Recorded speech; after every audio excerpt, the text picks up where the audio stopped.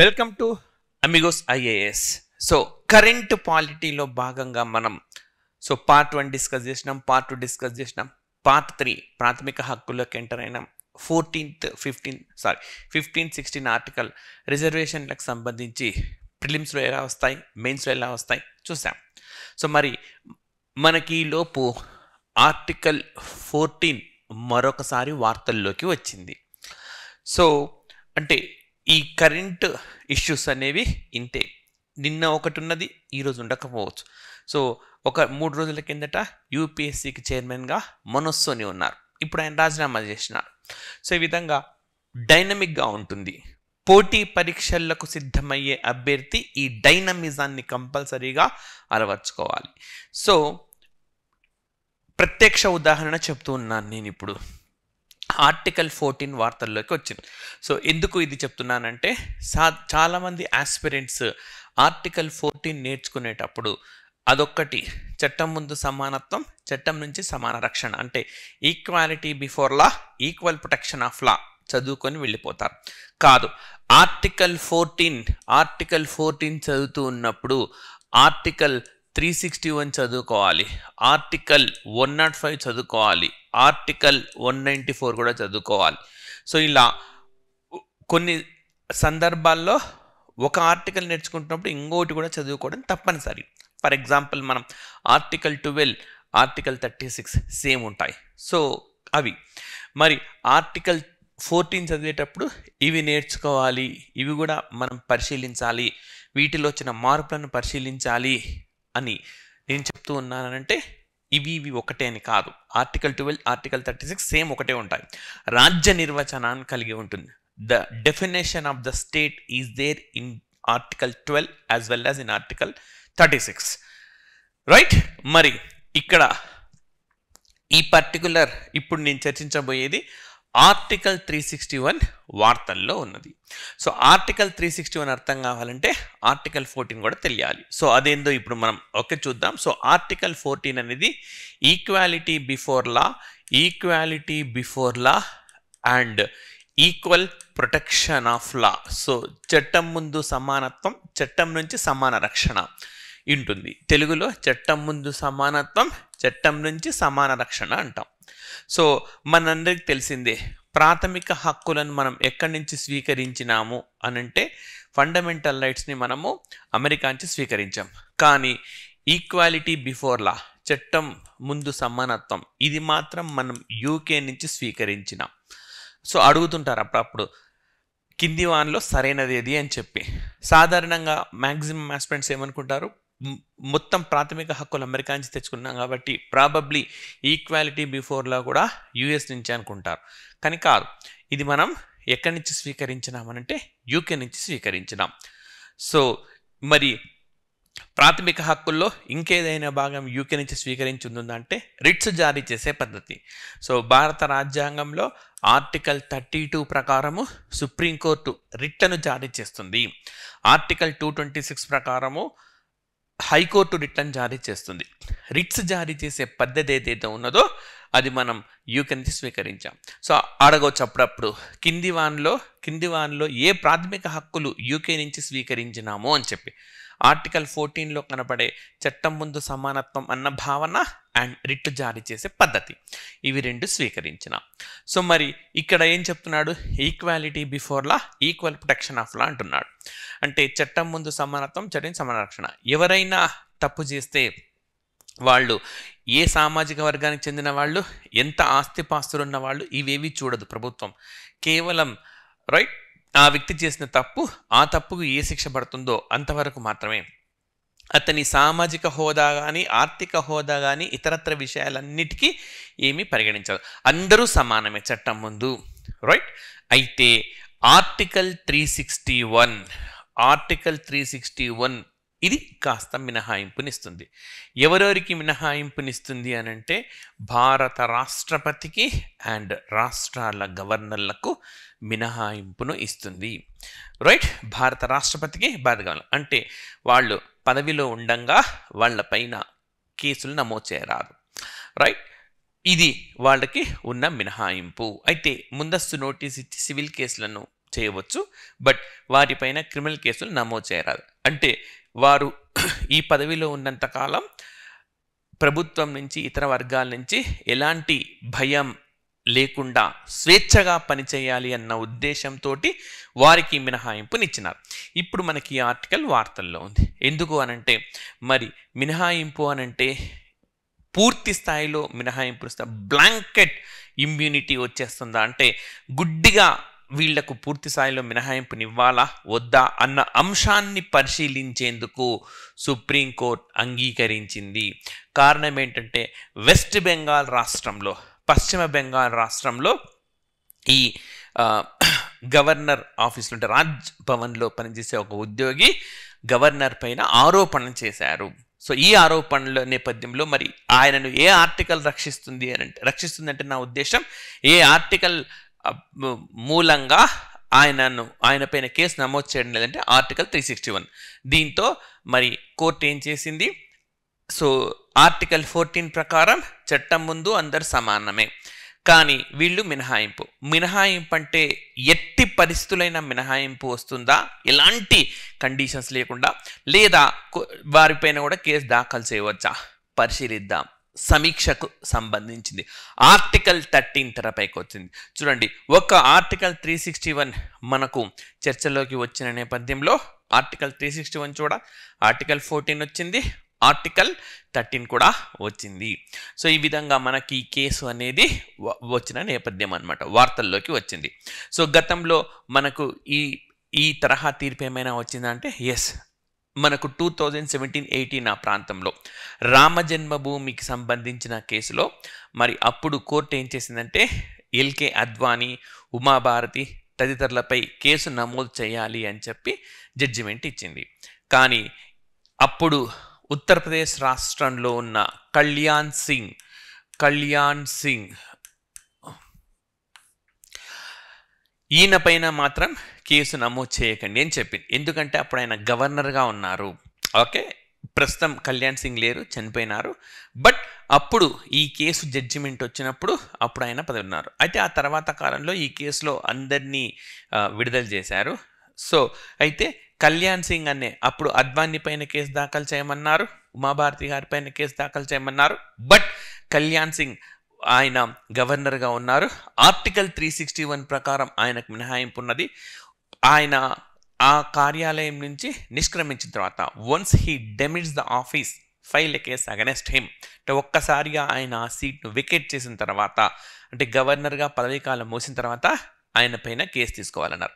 మరి ఆ సందర్భంలో కళ్యాణ్ సింగ్ ఏ ఆర్టికల్ రక్షించింది అంటే ఆర్టికల్ 361, రైట్. సో ఈ విధంగా మనకు ఆర్టికల్ 14లో చట్టం ముందు అందరు సమానమే అన్న మనకు 361 మినహాయింపు వచ్చింది. అదేవిధంగా ఆర్టికల్ 105, సో ఇది కూడా మనకు కరెంట్ ఇష్యూస్లో ఉన్నదే.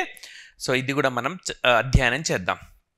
ఆర్టికల్ 105 వరకు ఎవరికి మినహాయింపు ఉంటుందంటే లోక్సభ అండ్ రాజ్యసభ సభ్యులకు మినహాయింపు ఉంటుంది. సో ఏ విధమైన మినహాయింపు అనంటే చట్టసభల్లో, అంటే లోక్సభ సభ్యుడు లోక్సభలో, రాజ్యసభ సభ్యులు రాజ్యసభలో వారు మాట్లాడే మాటల కానీ లేదా వారి బిహేవియర్ కానీ ఏ కోర్టులో జవాబుదారీ కాదు. సో చాలా ఇంపార్టెంట్ అన్నమాట. అంటే సో ఇది ఎందుకు తీసుకొని వచ్చినారు యాక్చువల్గా అంటే, ఫర్ ఎగ్జాంపుల్ ఇప్పుడు ప్రభుత్వానికి వ్యతిరేకంగా మనకు చట్టసభల్లో, లోక్సభలో, రాజ్యసభలో అయినా ప్రభుత్వం తన వాదన వినిపిస్తుంది, ప్రతిపక్షాలు తన వాదన కూడా వినిపిస్తాయి. సో ప్రభుత్వం చేసే తప్పులను ఎత్తి చూపుతూ సరైన మార్గం చేయాలి అన్నది ఉద్దేశం. సో యాక్చువల్గా ఇప్పుడు ప్రభుత్వానికి వ్యతిరేకంగా తరచూ మాట్లాడుతూ ఉంటే సో ప్రభుత్వం వారిని కట్టడి చేసేందుకు ప్రయత్నం చేయవచ్చు, మాకు అడ్డొస్తున్నాడు అని చెప్పి ప్రయత్నం చేయవచ్చు కదా. మరి అలా కూడా ప్రయత్నం చేయకుండా లోక్సభ సభ్యులకి ఈ రక్షణ కల్పించినారు. ఏందా రక్షణ అంటే ఆర్టికల్ 105 ప్రకారం చట్టసభలో వాళ్ళు మాట్లాడే మాటలకు కానీ వారికి ఎట్టి పరిస్థితుల్లో మినహాయింపు అనేది ఉండదు, రైట్. సో అంటే స్వేచ్ఛగా వాళ్ళు మాట్లాడవచ్చు ప్రజల తరఫున, స్వేచ్ఛగా వాళ్ళు వాళ్ళ వాదన వినిపించవచ్చు ప్రజల తరఫున. సో అందుకని ప్రజల సమస్యలను ప్రస్తావించేందుకే, ప్రజల సమస్యలపైన గట్టిగా ప్రభుత్వాన్ని నిలదీసి సమాధానాన్ని రాబట్టేందుకే ఈ ఈ మినహాయింపు అనేది వాళ్ళకి ఇచ్చిన ఆర్టికల్ 40 నుంచి వాళ్ళకు మినహాయింపు ఉంటుంది. గుర్తుపెట్టుకోండి, ఇది కేవలం చట్టసభల్లో అంశాలకు మాత్రమే వర్తిస్తుంది. చట్టసభ వెలుపలి అంశాలకు ఇది వర్తించదు. మరి 194 సేమ్ ఆర్టికల్ 194 ఇంకా ఎవరికి అనంటే ఎమ్మెల్సీలకు అదేవిధంగా ఎమ్మెల్యేలకు కూడా వర్తిస్తుంది ఇది. రైట్, అయితే దీనికి సంబంధించి తాజా జడ్జిమెంట్ ఒకటి చూద్దాం మనం. సో సుప్రీంకోర్టు ఒక సంచలనమైన తీర్పు చెప్పింది. సో ఆర్టికల్ 105 ప్రజల పక్షాన నిలబడినప్పుడు మాత్రమే మినహాయింపు వస్తుంది. ప్రజల పక్షాన కాని సందర్భంలో మినహాయింపు రాదు. సో ఈ ఆర్టికల్ వాళ్ళు లైక్ ఏదైనా తప్పుడు పద్ధతుల్లో ప్రశ్న వేసేందుకు, చట్టసభల్లో ప్రశ్న వేసేందుకు కానీ ప్రశ్న వేయకుండా ఉండేందుకు కానీ ఏదైనా వాళ్ళు తప్పుడు పద్ధతుల్లో లైక్ తప్పుడు పద్ధతులను మార్గాలను ఎంచుకుంటే ఈ మినహాయింపు అనేది వాళ్లకు ఉండదు అని చెప్పి స్పష్టంగా మనకి జడ్జిమెంట్లో చెప్పారనమాట. సో వెరీ మచ్ రీసెంట్గా వచ్చిన జడ్జిమెంట్ ఇది. రైట్, మరి ఇది ఇలాంటి తరహా జడ్జిమెంట్ మనకు గతంలో కేరళ హైకోర్టు కూడా ఇచ్చింది. సో అసలు ఇప్పుడు ఏం జరిగిందనంటే, అప్పుడు మన కాంగ్రెస్ ప్రభుత్వం అధికారం ఉంది. కేరళలో చెప్తున్నాను నేను, కేరళలో కాంగ్రెస్ ప్రభుత్వం అధికారంలో ఉంది. ఆ సమయంలో ప్రతిపక్షాలుగా ఉన్న కమ్యూనిస్ట్ పార్టీలు సభలో కాస్త అలజడి సృష్టించినాయి. అంటే మీకందరికి తెలిసిందే, చాలా సందర్భాల్లో సభా సమావేశాలు జరుగుతున్నప్పుడు సభ్యులు స్పీకర్ పోడియం దగ్గర వెళ్ళడం, ఇది ఫర్ ఎగ్జాంపుల్ పోడియం అనుకోండి, చుట్టుముట్టేస్తుంటారు, కాగితాలు తీసుకొని చింపేస్తుంటారు, మైకులు విరగొడతారు, చైర్స్ విరగొడుతూ ఉంటారు. కొన్ని సందర్భాల్లో జరుగుతూ ఉంటుంది అది. సో ఒకప్పుడు లోక్సభలో ఒక సభ్యుడు పెప్పర్ పౌడర్ కూడా చల్లినారు. రైట్, సో మామూలుగా ఎవరన్నా బయట పెప్పర్ పౌడర్ చల్లితే ఊరుకుంటారా? కేసు నమోదవుతుంది కదా. మరి ఎందుకు అప్పుడు ఆ ఎంపీ పైన కేసు నమోదు కాలేదు అనంటే, ఆ ఎంపీని ఏ ఆర్టికల్ రక్షించింది అంటే ఆర్టికల్ 105 రక్షించింది. ఎందుకంటే చట్టసభల్లో బిహేవియర్కి వాళ్ళు ఏ కోర్టుకు జవాబుదారీ కాదు. రైట్, సో మరి కేరళ దగ్గరకు వచ్చేద్దాం మనము. కేరళలో సేమ్ ఇదే జరిగిందనమాట. మైకులు విరగొట్టారు, కుర్చీలు విరగొట్టారు. దీనిపైన కేసు నమోదైంది. అప్పుడు ఆ ఎమ్మెల్యేలు ఏమన్నారు, ఆర్టికల్ 194 ప్రకారం మాకు మినహాయింపు ఉంటుంది, మే కోర్టుకు జవాబుదారీ కాదు అని అంటే, ఆ సందర్భంగా కోర్టు ఏమని చెప్పింది, రైట్, సో మీకు నిజమే మినహాయింపు ఉంటుంది, ఖచ్చితంగా మీరు ఏ కోర్టుకు జవాబుదారీ కాదు. కానీ అది ఎప్పుడు మీరు ప్రజల పక్షాన నిలబడినప్పుడు, ప్రజల పక్షాన ప్రశ్నించినప్పుడు, ఆ ప్రజల ఆస్తులనే మీరు ధ్వంసం చేసినప్పుడు మీకు ఎక్కడి నుంచి వస్తుంది ఆ మినహాయింపు అని చెప్పి జడ్జిమెంట్ ఇచ్చింది. అంటే ప్రజా ఆస్తులకు రక్షణగా ఉండాలి, ప్రజా వాదనకు రక్షణగా ఉండాలి, ప్రజలకు రక్షణగా ఉండాలి, ప్రజల వాణిని వినిపించాలి, అప్పుడు నీకు ఈ మినహాయింపు అనేది దక్కుతుంది. అంతేగాని రైట్ గుడ్డిగా మీ మినహాయింపు ఉంది కదా అని చెప్పి మీరు తప్పుడు పద్ధతుల్లో ప్రశ్నలు వేసేందుకు కానీ ప్రశ్నలు వేయకుండా ఉండేందుకు కానీ తప్పుడు మార్గాలను ఎంచుకున్న, ప్రజల ఆస్తులకు భంగం కలిగించిన సభలో కానీ రైట్ మీకు ఈ మినహాయింపు అనేది వర్తించదు అని చెప్పింది. రైట్, సో మరి మనకు ప్రిలిమ్స్లో అయితే ఏమొస్తుంది, సో గవర్నర్ పైన ఇటీవల వెస్ట్ బెంగాల్ గవర్నర్ పైన ఇటీవలే ఫిర్యాదు అందింది.